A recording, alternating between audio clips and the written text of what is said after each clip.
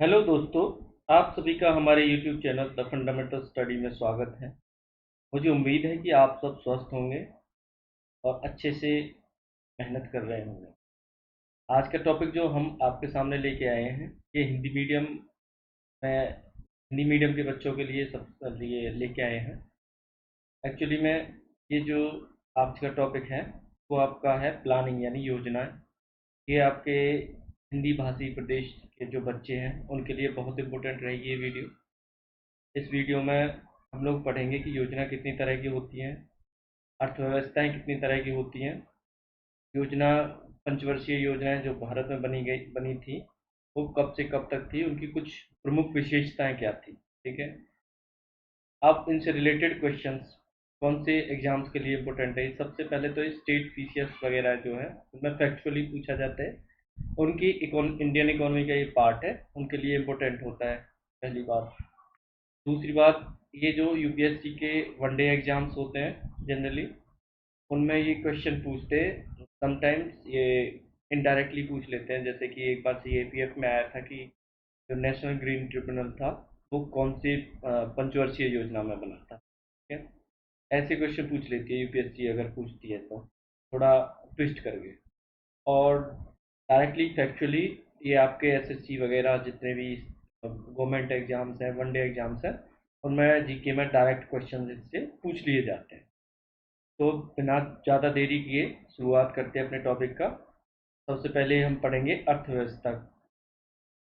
अर्थव्यवस्था होती क्या है? सबसे पहले होती है अर्थव्यवस्था आपका सामान, जो आपके प्रोडक्ट हैं, जो आपने प्रोडक्ट बनाए हैं, उनका डिस्ट्रीब्यूशन और उनका यूटिलाइजेशन या कंजप्शन, यानी कि उसकी खपत, जो आपका सामान बनाया है इसका खपत, उसका क्या कहते हैं, उसका बंटवारा, मतलब कैसे कैसे लोगों में उसे बांटा गया है। तीसरा मतलब एक तो उसकी लास्ट में उसकी खपत होती है, उसका बंटवारा होगा तो खपत भी होगी। ठीक है।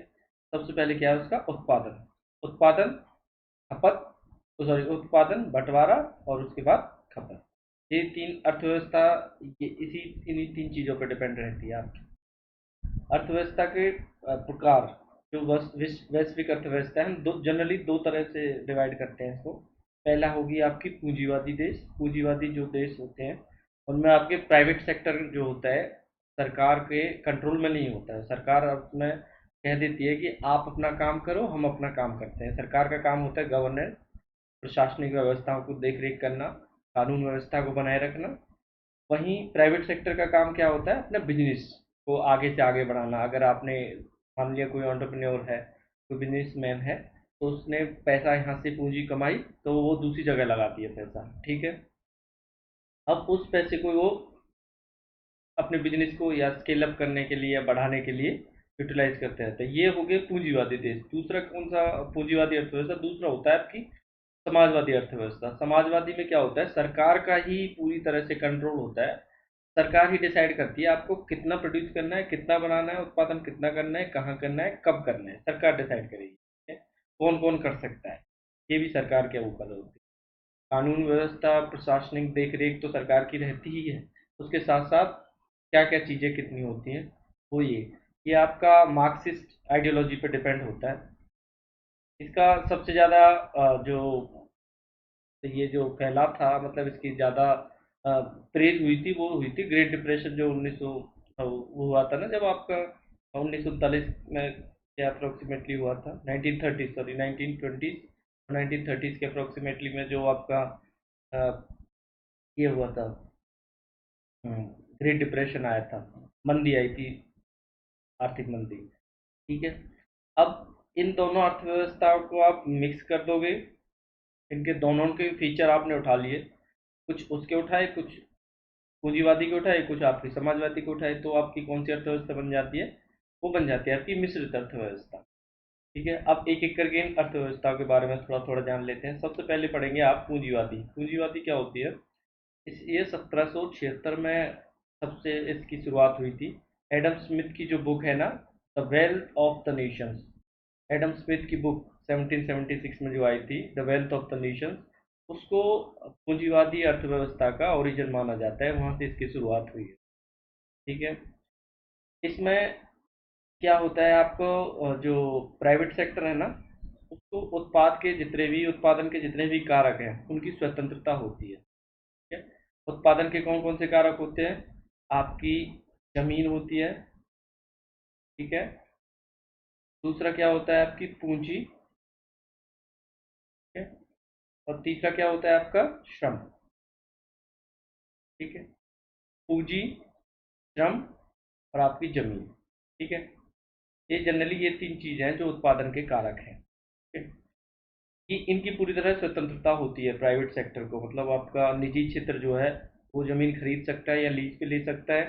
दूसरा, जो पूंजी वो लगा सकता है और पूंजी उससे मिलेगी तो वो अपने पास रख सकता है, गवर्नमेंट को टैक्स वगैरह जो कट के जो एक्स्ट्रा बचेगा प्रॉफिट वो अपने पास रख लेगा। ठीक है। तीसरा क्या होता है? वो श्रमिक जो है अपने हिसाब से रख सकता है, लेबर जो है, वर्कर्स, वो श्रम अपने हिसाब से करते हैं। ठीक है। इसमें क्या होता है, ये लोग क्या होते हैं, प्रॉफिट ओरिएंटेड होते हैं जनरली। इनको क्या होता है, प्रॉफिट चाहिए होता है, प्रॉफिट के लिए ये लोग काम करते हैं ये अर्थव्यवस्था में। इसमें क्या होता है, सर्वाइवल ऑफ फिटेस्ट का रूल होता है। सर्वाइवल ऑफ फिटेस्ट का मतलब क्या होता है कि जिसकी ज़्यादा मतलब अच्छे से चल रहा है काम, जिसका ये ऑर्गेनाइजेशन या फिर कंपनी या इंडस्ट्री का काम सही चल गया, वही जीत पाएगा। जिसका काम नहीं चल पाया, वो छोटे छोटे जो उद्योग है वो धीरे धीरे खत्म होते जाते हैं। ये क्या करते हैं कई बार इस अर्थव्यवस्था में, ये लाभ ओरिएंटेड होने की वजह से ना, लाभ की लालच में ये लोग क्या करते हैं, कई बार ऐसी चीजें भी प्रोड्यूस बनाना शुरू कर देते हैं जो आपके सही नहीं होती अर्थव्यवस्था के लिए। ठीक है। जैसे कि आपका ओपीएम वगैरह। ठीक है। आपके ड्रग्स वगैरह लगाने लगे, शराब का ज़्यादा उत्पादन बढ़ा दिया। ठीक है। ये हो गया आपकी पूंजीवादी अर्थव्यवस्था के कुछ कैरेक्टरिस्टिक्स थे। एक ये एक बहुत बड़ा फायदा इसका ये होता है कि ये अपने स्वचालित होती है, मतलब इसको सरकार को ना आपकी को बार बार इंटरफेयर करने की जरूरत नहीं है कि आप ऐसे करो ऐसे करो, ये अपने आप चलती रहती है अर्थव्यवस्था। लेकिन इसमें क्या होता है, एक साइकिल का प्रॉब्लम होती है इसमें। साइकिल का मतलब व्यापार चक्र जो होती है। व्यापार चक्र मतलब आप कई बार अगर सब कुछ इकोनॉमी अच्छे से चल रही है तो क्या होगा, या आपका तेजी की तरफ बढ़ जाएगी, मतलब इकोनॉमी आपकी तेजी में। कई बार ऐसा होता है कि इकोनॉमी इतनी बेकार मतलब डाउन चली जाती है तो वो आपकी मंदी की तरफ चली जाती है, आर्थिक मंदी जिसे कहते हैं। तो मंदी तेजी जैसा व्यापार चक्र इसमें चलता रहता है। ठीक है? इसमें कई बार क्या होता है, असमानता जो है आय में आपकी, जो इनकम है वो कई बार गरीब लोग जो होते हैं वो गरीब ही रह जाते हैं, उतने अमीर नहीं बन पाते, और जो अमीर लोग हैं वो और ज़्यादा पैसे वाले होते जाते हैं। जनरली ये कहा जाता है कि 1% से भी कम लोग जो है इस पूरे वर्ल्ड को कंट्रोल करते हैं। ठीक है। तो ये हो गई आपकी पूंजीवादी अर्थव्यवस्था। दूसरी आपकी आ गई समाजवादी अर्थव्यवस्था। समाजवादी अर्थव्यवस्था जैसा पता है, समाजवाद, ये अर्थव्यवस्था जो होती है इसमें सरकार जो होती है पूरा अथॉरिटी या पूरा कंट्रोल अपने पास रखती है, पहली बात। उत्पादन के जितने भी कारक हैं उसका स्वामित्व जो है सरकार के पास। उत्पादन के कारक आपने अभी पढ़े हैं, लैंड, लेबर, कैपिटल यानी कि श्रम, उद्यम, और आपका पूंजी, और आपका जमीन, जगह कहते हैं। ठीक है।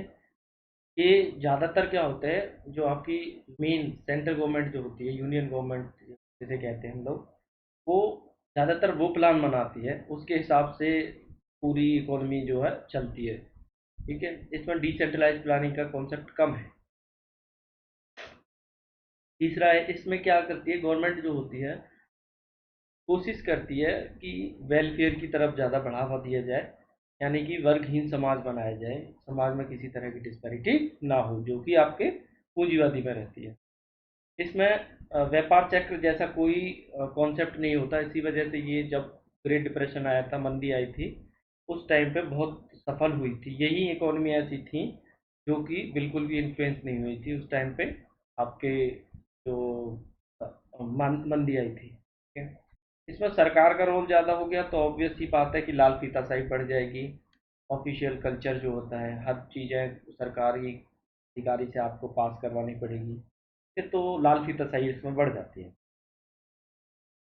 एक दोनों में जो पूंजीवादी और समाजवादी अर्थव्यवस्था है, इन दोनों में एक बहुत बड़ा डिफरेंस ये होता है कि पूंजीवादी में क्या होता है, आपको फ्रीडम रहती है, आप लोग जो चूज करना चाहें, जो आपका सेलर है, मान लिया कि ऑनलाइन का मान लो कि आपकी इच्छा है कि आप किसी से भी खरीद सकते हैं, या फिर आप मार्केट में जाओगे तो जिस दुकानदार से आपका मन करे वो उससे खरीद सकते हैं। लेकिन समाजवाद में क्या होता है कि सरकार ही आपका प्रोड्यूसर है, सरकार ही उत्पादक है, उत्पादन कर रही है। तो आपके पास ऑप्शन बचे क्या? सरकार के ही अंडर सब कुछ है, तो सरकारी चीज़ों से सरकार से ही खरीदना पड़ेगा आपको। ठीक है, तो स्वतंत्रता लिमिटेड हो जाती है।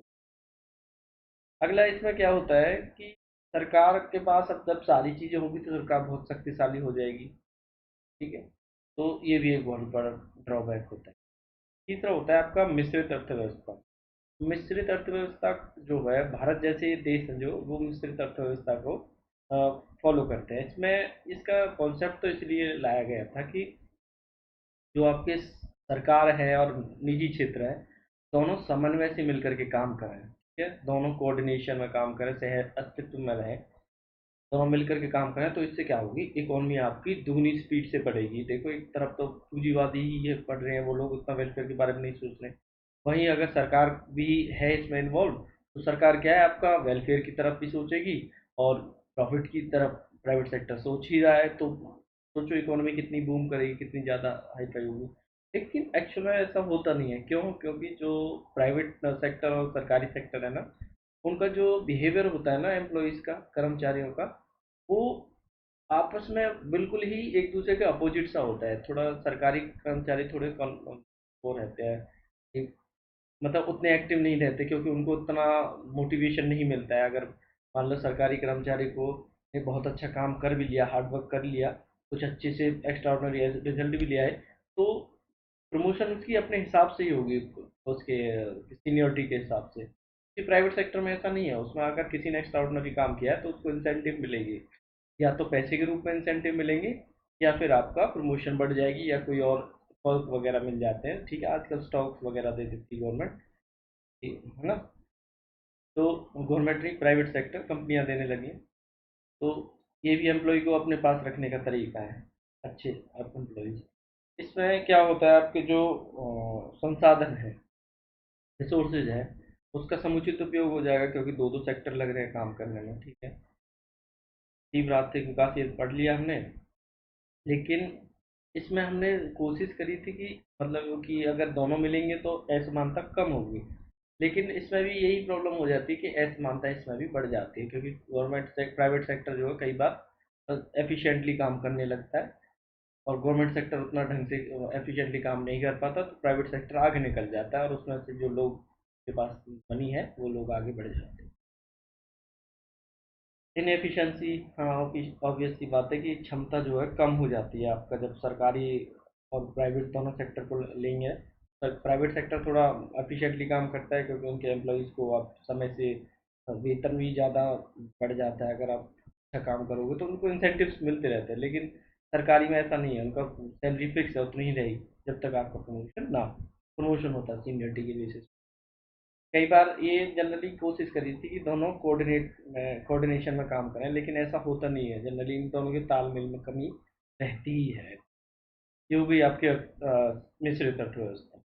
उसके बाद पढ़ेंगे हम योजना।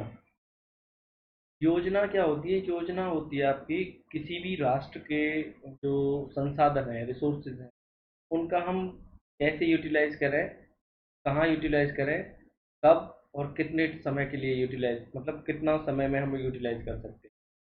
तो ये आपका समुचित उपयोग, जो संसाधनों का समुचित उपयोग करने की जो तरीका है उसको योजना कहते हैं। जैसे कि आपने कल पढ़ने का प्लान बनाया, तो हमें इतने टाइम में इतना काम करना है, इतने टाइम में हमें इतनी चीज़ें कंप्लीट करनी है। तो जो जो चीज़ें आपकी जिस हिसाब से कंप्लीट होती गई, तो आपकी योजना उस हिसाब से सफल भी होती गई। ठीक है, तो इसलिए तो योजना बनाई जाती है कि आपका आप टाइमिंग को, अपने रिसोर्स से, अपने संसाधन जो है उनका समुचित उपयोग किया जा सके। इसकी जो ये जो कॉन्सेप्ट है, ये कहाँ से लिया गया था? आपका सोवियत यूनियन से लिया गया था। सबसे पहले सोवियत यूनियन लेके आया था योजना का, तो भारत ने भी वहीं से लिया था। 1950 में योजना आयोग की स्थापना की गई थी, और प्रधानमंत्री को इसका अध्यक्ष बनाया था। 2015 में इसे हटा करके इसकी जगह नीति आयोग बना दिया है। नीति आयोग का अध्यक्ष भी आपके प्राइम मिनिस्टर ही रहते हैं। बाकी वाइस चेयरमैन जो है प्राइम मिनिस्टर अपॉइंट करते हैं। भारत की का जो योजनाकार है वो प्रशांत चंद्र महालनोबिस को कहा जाता है, पीसी महालनोबिस भी कहा जाता है। वो जाने माने एक स्टैटिस्टिशियन थे। उनको भारत का असली जो योजनाकार है वो कहा जाता है, योजना बनाने वाला। योजनाएं, अब अगली बात आई कि योजना हम बनाते क्यों हैं, उनका कारण क्या है, लक्ष्य क्या होता है। देखो, आर्थिक विकास में बढ़ोतरी, ठीक है? विकास जो आपका डेवलपमेंट बढ़ता जाएगा, आपकी बड़ी बड़ी बढ़िया सड़कें होंगी, हो रेलवे मॉडर्नाइज हो, और इंफ्रास्ट्रक्चर सारा मतलब उस हिसाब से हो, बिल्कुल मॉडर्न डिजिटल जैसे कि। दूसरा ये है कि अपनी इकोनॉमी को हमें दूसरों पे डिपेंड नहीं करना। इंडिया की जो इकोनॉमी है उसके साथ बहुत बड़ी प्रॉब्लम ये हुई है कि वो शुरुआत से ही, जब तो कॉलोनियलिज्म की वजह से वो डिपेंडेंट थी, उतना पैसा था नहीं, तो दूसरों पे डिपेंड रहना पड़ा उसे। आत्मनिर्भरता का हर 5 ईयर प्लान में प्लान बनाया जाता है, लेकिन वो फुल्ली अचीव हम नहीं कर पाते। अभी भी हमें डिफेंस के लिए देखो तो क्या कहते हैं, इक्विपमेंट है मंगाने पड़ते हैं। मैं इलेक्ट्रॉनिक्स के लिए चाइना पे डिपेंड करना पड़ता है। सॉफ्टवेयर के लिए हम यूएस वगैरह में डिपेंड कर रहे हैं। आगे हम एक्सपोर्ट भी कर रहे हैं, बट फिर भी नई टेक्नोलॉजी पहले यूएस से आती है ना, हमें इंडिया से चाहिए, तो ये आत्मनिर्भरता में कमी है। हम लोग दूसरे पे डिपेंड हो जाएंगे तो देखो, आपने सोवियत जो ऑयल क्राइसिस था वो देखा होगा, तो उसकी वजह से कितनी प्रॉब्लम हुई थी हमारे देश को। तो आत्मनिर्भरता पे ज़्यादा बढ़ावा दिया जाए, इसलिए योजना बनाई जाती है। तीसरा है आधुनिकीकरण।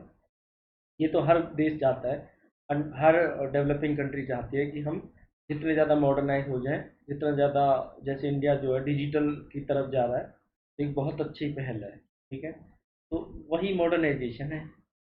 तीसरा क्या है, हिस्सेदारी, किस सेक्टर की कितनी हिस्सेदारी होगी, जैसे प्राइवेट सेक्टर की इतनी हिस्सेदारी है, आपका एजुकेशन सेक्टर की इतनी हिस्सेदारी है, हर सेक्टर की कितनी हिस्सेदारी है, ये भी योजना में ही बताया जाता है, ठीक है? ये होगा योजना। अब पढ़ते हैं एक एक करके सारी योजनाएं। पहली पंचवर्षीय योजना हर 5 साल के लिए बनाई जाती थी। ये जनरली पहली पंचवर्षीय योजना कब से कब थी, 1951 से 1956 के बीच में थी। ये जो हेरेड डोमर के ऊपर मॉडल, हेरेड डोमर जो थे, उन्होंने इसे फॉर्मुलेट किया था, इसलिए इसे हेरेड डोमर मॉडल भी कहा जाता है।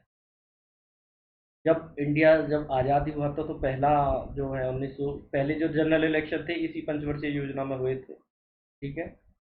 इंडिपेंडेंट इंडिया के पहले जनरल इलेक्शन पहली पंचवर्षीय योजना में हुए थे, ये भी फैक्ट, ये ध्यान रखना है आपको, ठीक है। ये जो अब इंडिया आज़ाद, अब रिसेंटली अब आपको पता है कि इंडिया अभी आज़ाद हुआ है, तो आज़ाद हुआ है तो अभी पैसा नहीं है। उस टाइम पे इकोनॉमी जो थी सारी एग्रीकल्चर पे डिपेंड थी।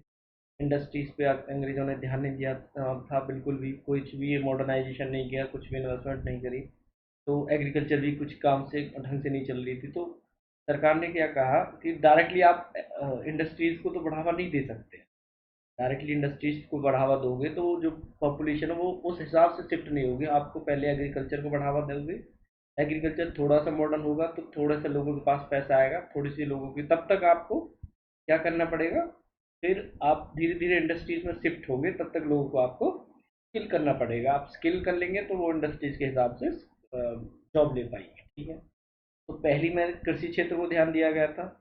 इसमें कम्युनिटी डेवलपमेंट प्रोग्राम, सामुदायिक विकास कार्यक्रम भी जिसे कहते हैं, उस पर ध्यान दिया था कि आप कम्युनिटी जितना ज़्यादा हो सके कम्युनिटी डेवलपमेंट पे उतना ज़्यादा फोकस किया जाए, ताकि अच्छा समुचित विकास हो सके। इस टाइम पे ज़्यादा पैसा नहीं था, उसके बावजूद भी इंडिया में ये जो कॉन्सेप्ट है, ये आपके भाखड़ा नंगल है, ये परियोजना बनी थी। भाखड़ा नंगल, हीराकुंड, दामोदर, नागार्जुन सागर। आप लोग कमेंट सेक्शन में देख करके बताओ ये चारों परियोजनाएं कौन सी नदी पे हैं, और कौन कौन से स्टेट्स को फायदा हो रहा है इनसे, ठीक है? कब हुई थी, ये भी आप फैक्ट में काम, आप फैक्चुअली याद कर सकते हैं। ये आप नोट्स में चाहें तो इनको नोट्स में ऐड ऑन कर सकते हैं। दूसरा क्या है, दूसरी पंचवर्षीय योजना 1956 से 61 के बीच में हुई थी, ठीक है। इस टाइम पे भी आपके जवाहरलाल नेहरू प्राइम मिनिस्टर थे, ठीक है। इसे पीसी महालनोबिस ने शुरू किया था। अब देखो, पहली पंचवर्षीय योजना थी, उसमें आपने एग्रीकल्चर पे फोकस कर दिया। ठीक है, अब एग्रीकल्चर पे फोकस कर दिया तो फुल्ली आप पूरी इकोनॉमी को तो एग्रीकल्चर पे डिपेंड नहीं रख सकते। तो आपको क्या करना पड़ेगा, आपको शिफ्ट करना पड़ेगा लोगों को किसकी तरफ, थोड़ा इंडस्ट्रीज की तरफ। आपको इंडस्ट्रीज पे भी ध्यान देना होगा। लेकिन इंडस्ट्रीज पे ध्यान देने से पहले हमें इंडस्ट्रीज, प्राइवेट सेक्टर को तो उतना पैसा है नहीं। अब क्या करेंगे, सरकार ने भारी उद्योगों पे ध्यान देना शुरू किया। भारी उद्योग, भारी हैवी मशीनरी जिसे कहते हैं, उस उसमें पहले आप फोकस, पहले बड़ी मशीनें बनाओगे, ठीक है, तभी तो उससे आप इक्विपमेंट बनने शुरू होंगे। तो छोटी छोटी चीज़ों पे, छोटी छोटी चीज़ें तो जब भी बनेंगी जब बड़ी बड़ी बड़ी मशीनरी बनानी शुरू करोगे। तो भारी उद्योगों पे ध्यान दिया सरकार ने। सरकार ने क्या किया, अपनी तरफ से इन्वेस्टमेंट करी इस भारी उद्योगों को बढ़ावा देने।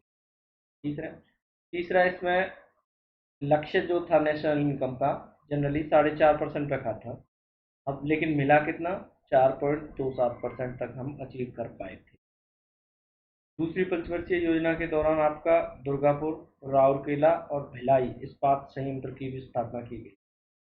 तीसरा, नेक्स्ट है आपका लिग्नाइट कॉरपोरेशन, और आपका आईसीएफ इंटीग्रेटेड कोच फैक्ट्री जिसे कहते हैं, उसकी भी स्थापना करी गई थी।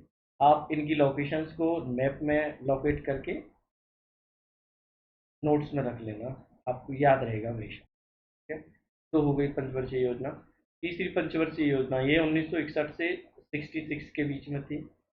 इसका मुख्य उद्देश्य क्या था, भारत को आत्मनिर्भर बनाना था और स्वयं उत्पादक बनाना था। दो चीज़ें करनी थी, एक तो सेल्फ डिपेंडेंट, मतलब खुद आत्मनिर्भर बनना है भारत को, और खुद का उत्पादक, मतलब उत्पादन भी खुद को ही करना है उसका। ठीक है, दूसरों पर डिपेंड नहीं रहना है हमें, और अपना खुद उत्पादन करना है। तो ये तीसरी पंचवर्षीय योजना है। इस टाइम पे आपके पॉलिटिकल अनस्टेबिलिटी थी। जवाहरलाल नेहरू की डेथ हो गई थी इसी टाइम पे, और शास्त्री जी बने थे, लाल बहादुर शास्त्री, उनकी भी डेथ इसी पंचवर्षीय योजना में हुई थी। ये पंचवर्षीय योजना भारत के इतिहास की ना बहुत ही ज़्यादा इकोनॉमिकली बहुत टफ फेज था इंडिया का ना। इसी टाइम पीरियड में देखो, दो युद्ध, बड़े बड़े युद्ध लड़ने पड़े थे। एक तो भारत पाकिस्तान में था 1965 में पहला, और एक था चाइना और भारत का 1962 में। तो ये योजना जनरली, दो युद्ध आप लड़ रहे हो एक पंचवर्षीय योजना में, तो उसके सफल होने के चांसेस तो अपने आप ही कम हो जाते हैं। ठीक है?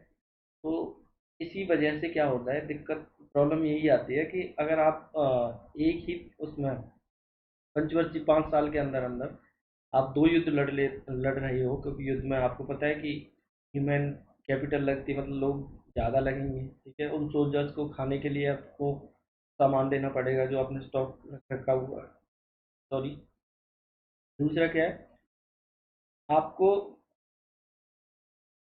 फाइनेंशियली, मतलब और किसी सेक्टर पे आप ज़्यादा खर्चा नहीं कर सकते। उस टाइम पे इंडियन इकोनॉमी को बहुत ज़्यादा हाई फाई नहीं थी, बहुत पैसा नहीं था।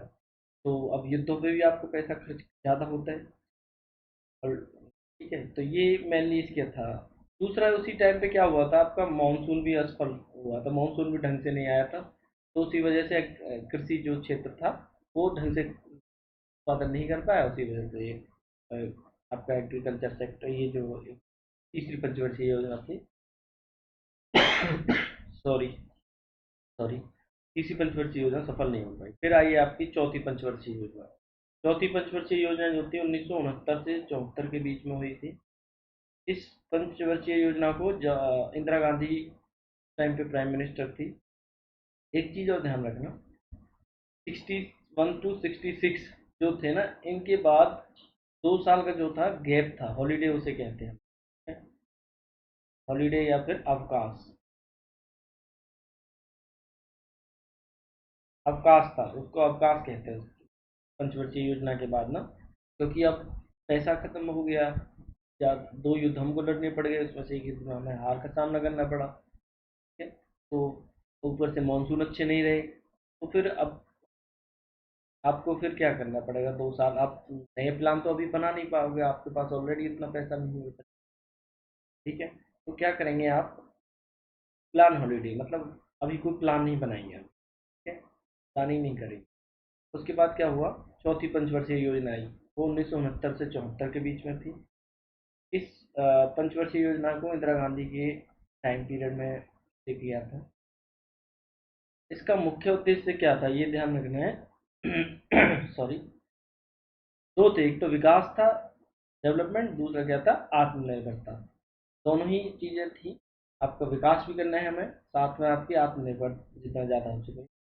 ये जो चौथी पंचवर्षीय योजना है इसको गदगिल योजना भी कहा जाता है, क्योंकि उस टाइम पे गदगिल जो थे उन्होंने इसे फॉर्मुलेट किया था। ठीक है।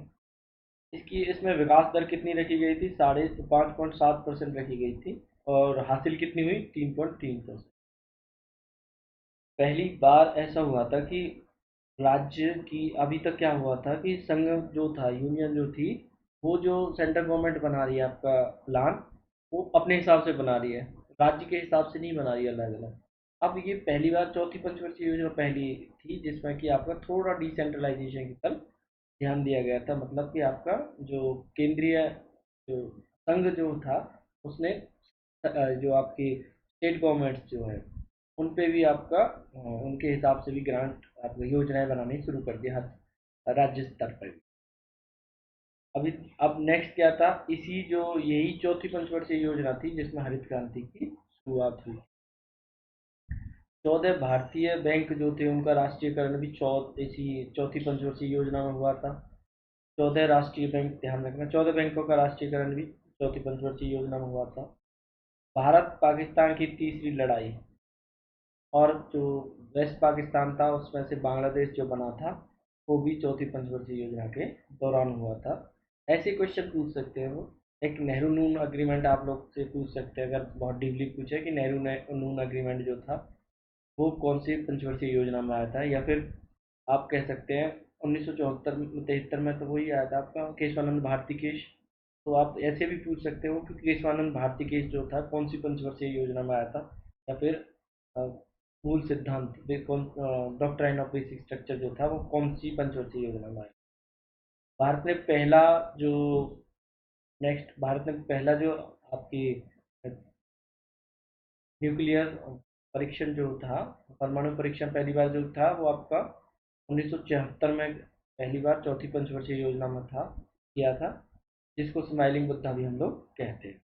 1973 में तेल संकट जो था वो भी इसी चौथी पंचवर्षीय योजना में आया था।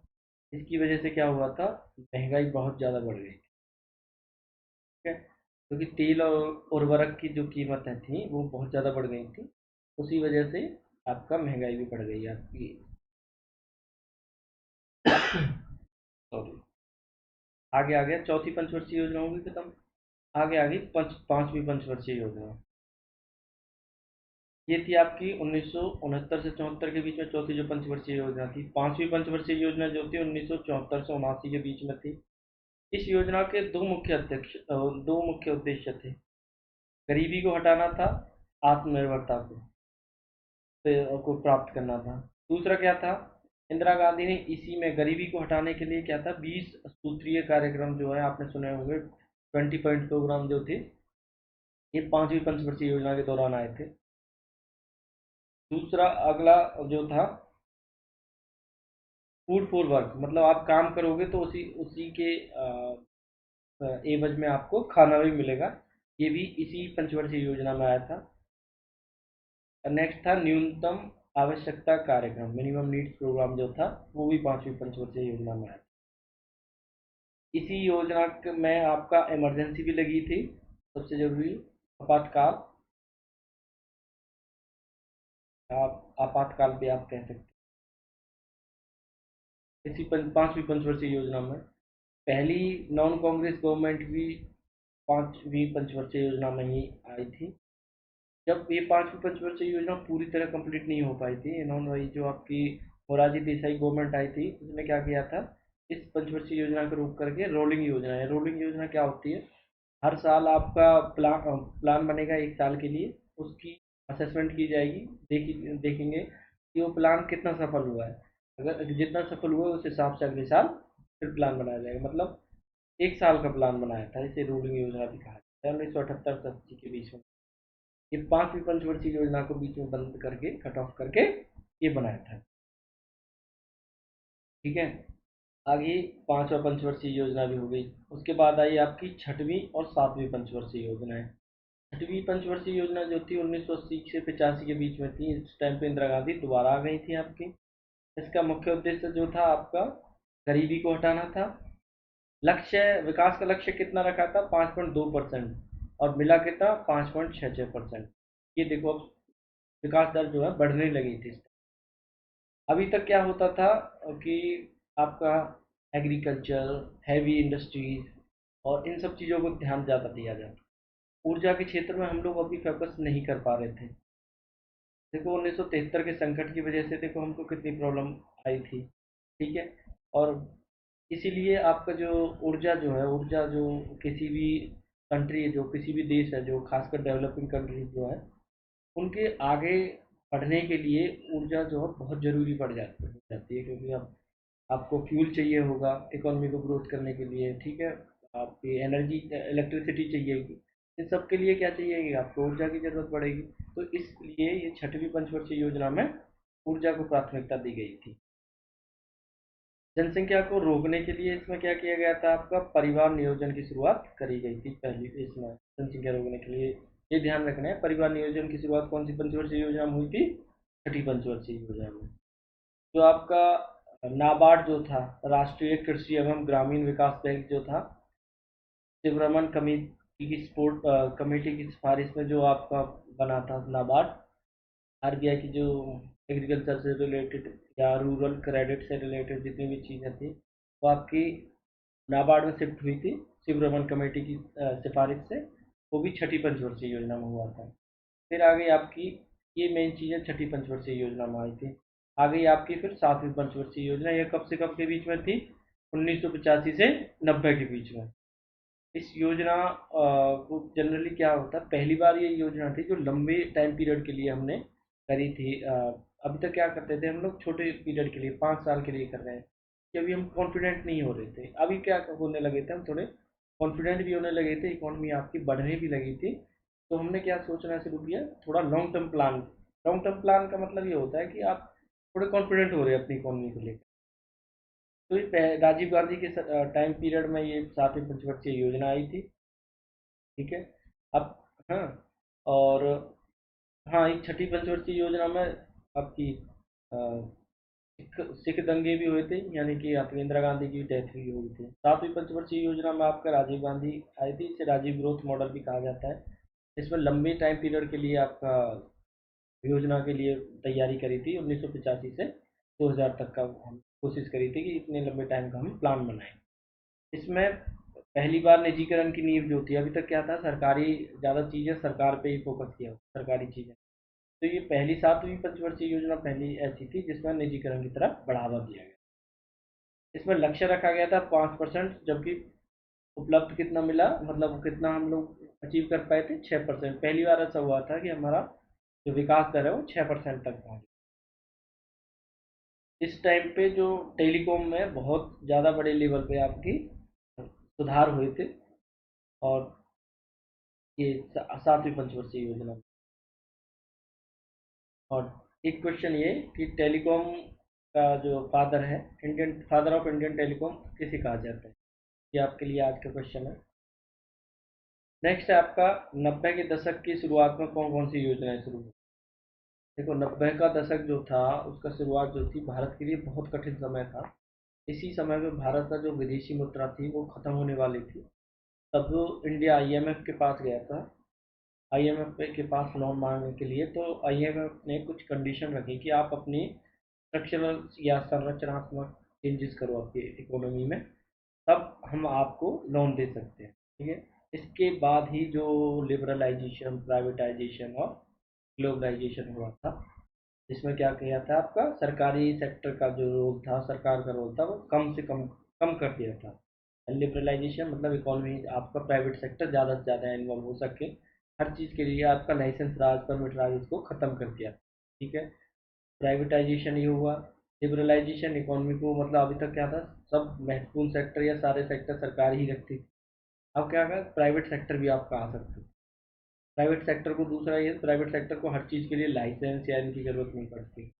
नहीं तो पहले, इससे पहले क्या होता है कि इसकी वजह से क्या होती है, लाल फीताशाही, आपको हर बार बाबुओं के चक्कर काटने पड़ते थे, और हाथ थक के वो लोग क्या करते थे, फाइट ही बंद कर देते, फाइट ही छोड़ देते। ठीक है। तीसरा क्या था, ग्लोबलाइजेशन, भारत की इकोनॉमी को और विश्व की इकोनॉमी, वैश्विक अर्थव्यवस्था बनाना, सबकी उसके साथ मिलना भारत की इकोनॉमी को, ताकि हम लोग भी विश्व के साथ मिल सकें, ज़्यादा से ज़्यादा डेवलपमेंट हमारा बढ़ जाए। तो ये जो 1990 से 92 का समय भी समय था, ये जनरली क्या था, योजना का विराम था। इस टाइम पर कोई योजना नहीं बनाई थी, क्योंकि भारत के आर्थिक हालात काफ़ी खराब हुए। जब आठवीं पंचवर्षीय योजना आई 1992 से 97, ये पहली पंचवर्षीय योजना आई थी जब आपका 1991 में नई औद्योगिक औद्योगिक नीति आई, आपके एलपीजी रिफॉर्म आए हुए थे। ठीक है। आठवीं पंचवर्षीय योजना के कुछ इम्पोर्टेंट पॉइंट, आपका शिक्षा, स्वास्थ्य और स्वच्छता पे भी ध्यान दिया जाने लगा आठवीं पंचवर्षीय। अभी तक क्या था आपका, गरीबी हटाओ, आपका एग्रीकल्चर, हैवी इंडस्ट्रीज और आत्मनिर्भर बनाना। अब क्या होने लगा था, अब शिक्षा पे ध्यान देंगे, क्योंकि अब प्राइवेट सेक्टर को भी लेके आना है, आपको शिक्षा को बढ़ाना है, लोग आपके स्किल्ड रखने हैं हमें। ठीक है। उसके बाद फिर स्वास्थ्य पे भी ध्यान देना है लोगों के, जब कर्मचारी स्वस्थ रहेंगे तभी तो ढंग से काम कर पाएंगे। ठीक। और स्वच्छता पे भी, जब हाइजीनिक कंडीशन हो, ऑब्वियस सी बात है कि अच्छे से काम। निजी क्षेत्र का इसमें योगदान आसान हो गया था, कॉमन सेंस ही है। ठीक है। इसको राव मनमोहन सिंह मॉडल भी कहा जाता है। ठीक है। हाँ। विकास लक्ष्य इसमें रखा कितना गया था, 5.6% रखा गया था, और जबकि मिला कितना था, 6.68%, अप्रोक्सीमेटली 7% गया। 6.5% से भी ऊपर हमारा उपलब्धि थी 8%।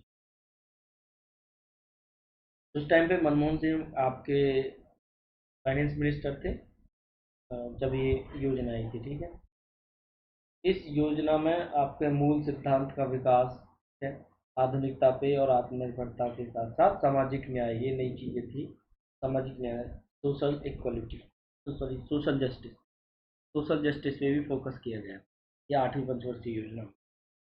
आठवीं पंचवर्षीय योजना में एक ये भी, एक आपका दो चीज़ें और इम्पोर्टेंट थी। एक था आपका पंचायती राज एक्ट, पंचायती राज अधिनियम। दूसरा क्या था आपका, भारत विश्व व्यापार संगठन का सदस्य बना था। ये भी ध्यान रखें। आठवीं बात, अब आ गई आपकी नौवीं पंचवर्षीय योजना, ये 1997 से 2002 के बीच में थी। इसी पंचवर्षीय योजना में काफ़ी पॉलिटिकल अनस्टेबिलिटी थी, कि आपकी वाजपेयी गवर्नमेंट आई, गिर गई, कारगिल युद्ध भी हुआ था इसी टाइम पीरियड में। ठीक है। आपकी इसमें कुछ मुख्य उद्देश्य क्या था इस योजना, इस पंचवर्षीय योजना का, सामाजिक न्याय और समानता के साथ विकास तो करना ही है, साथ में समानता भी होनी चाहिए, क्योंकि अब प्राइवेट सेक्टर का रोल बढ़ गया है। ठीक है। अब अ, सभी के लिए इसमें भोजन और पोषण की सुरक्षा। ठीक है। भोजन तो भोजन तो देना ही देना है, सॉरी भोजन तो देना ही देना है, साथ में पोषण भी भरपूर रखना है। ठीक है। पोषण भी होना चाहिए। इसमें जनसंख्या वृद्धि को नियंत्रित करने के लिए योजना लाई गई थी। बुनियादी ढांचे में सुधार के लिए इसे लाया गया था। महिलाओं और सामाजिक रूप से वंचित समूह के सशक्तिकरण का भी इस पे ज़्यादा फोकस दिया गया था। ये बहुत इंपॉर्टेंट पॉइंट। अभी तक सामाजिक न्याय था, अब क्या है, महिला और जो वंचित वर्ग है, उनका सशक्तिकरण पे भी फोकस दिया जाने लगा। विकास लक्ष्य कितना रखा गया था, 6.5% रखा गया था, लेकिन 5.35% ही हम लोग इसे हासिल कर पाए थे। सरकार में सुधार के लिए कौन से ऋण कार्यक्रम, ताकि आपके जो डिस्ट्रीब्यूशन है ना, विनियमन है आपका, रेगुलराइज कर दिया था यहाँ पे, लोन को बांटना। ठीक है। क्योंकि अनलिमिटेड लोन नहीं बांट सकते, अनलिमिटेड लोन बांटोगे तो आपके लोन, ये जो बैंक है वो फेल होते जाएगी। सरकार ने ये इसके लिए भी सुधार लेके आई थी। पर्यावरण पे भी फोकस दिया जाने लगा था। अगला है 10वीं पंचवर्षीय योजना, ये 2002 से 2007 के बीच में आई थी। इसका मुख्य उद्देश्य क्या था, क्षेत्रीय दृष्टिकोण, अब रीजन्स पे भी ध्यान दिया जाने लगा। कृषि क्षेत्र को मुख्य प्रेरक शक्ति भी माना गया था कि कृषि क्षेत्र आगे बढ़ेगा, सारे सेक्टर उसके पीछे लगे रहेंगे, बढ़ते जाएंगे, सब लोग ग्रो करेंगे।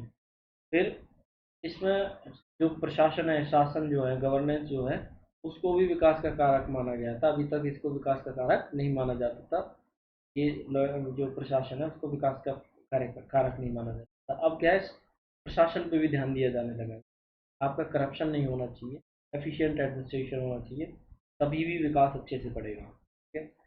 पहले प्राकृतिक, इससे पहले क्या होता, 10वीं पंचवर्षीय योजना से पहले क्या होता था, अगर कोई सुनामी वगैरह आ गई जैसे, ठीक है, और मान लिया कोई प्राकृतिक आपदा और आ गई, जैसे बाढ़ आ गई और लैंडस्लाइड हो गई, तो इन चीज़ों को क्या माना जाता था अभी तक, गैर योजनागत, नॉन प्लान एक्सपेंडिचर इसे माना जाता था।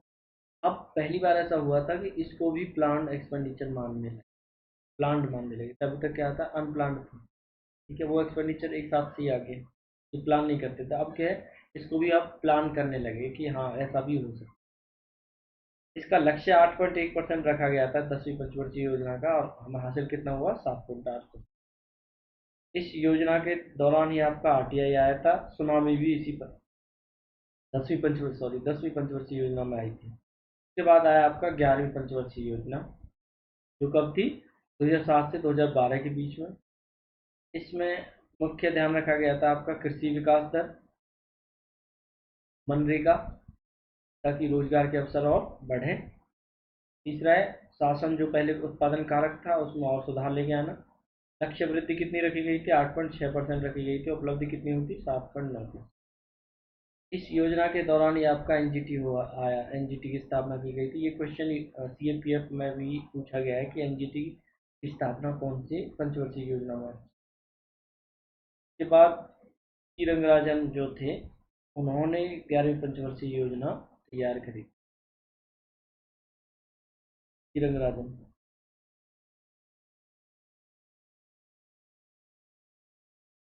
ये हो गया 11वीं पंचवर्षीय योजना।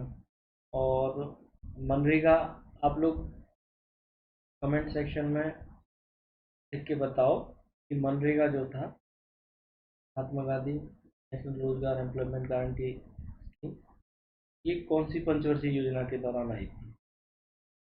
हम्म? अगला है 12वीं पंचवर्षीय योजना। 12वीं पंचवर्षीय योजना का मुख्य विषय क्या था, आपका तेजी से विकास करना, ज़्यादा से ज़्यादा समावेशी, मतलब सब लोगों का विकास, सब लोगों को साथ लेके चलना। तीसरा क्या था, सतत विकास पे भी ध्यान दिया गया था। सतत मतलब कि आप ऐसा ना हो कि आप सारे विकास के मतलब इतना डेवलपमेंट के चक्कर में हम लोग क्या करते हैं, आपकी फ्यूचर जो जनरेशन है उनके लिए रिसोर्सेज ना छोड़ें, या फिर जैसे कि आप पर्यावरण के साथ हम लोग छेड़खानी कर रहे हैं अब डेवलपमेंट के चक्कर में। ठीक है, तो सतत विकास पे भी फोकस किया गया था। इस 12वीं पंचवर्षीय योजना के दौरान 50 मिलियन नौकरी देने की कोशिश करी गई थी। ठीक है, इसी योजना के अंत तक हमें क्या करना था, 30,000 मेगावाट रिन्यूएबल एनर्जी, जो अब जो एनर्जी पहले आई थी योजना में, वो आपकी अब रिन्यूएबल एनर्जी पे भी फोकस किया जाने लगा। ठीक है, नवीनीकरण ऊर्जा क्षमता से बढ़ाना था। गरीबी को हमें 10% कम करना था, 12वीं योजना का लक्ष्य। लक्ष्य वृद्धि दर इसकी हालांकि 9% रखी गई थी, लेकिन 2012 में नेशनल डेवलपमेंट काउंसिल जो है ना, एनडीसी, ने क्या किया था, 12वीं पंचवर्षीय योजना के लिए 8% की बताई। तो आप सभी को अगर वीडियो अच्छी लगी हो तो kindly like this video and subscribe my channel, as well as share this everywhere. के लिए थैंक वेरी मच।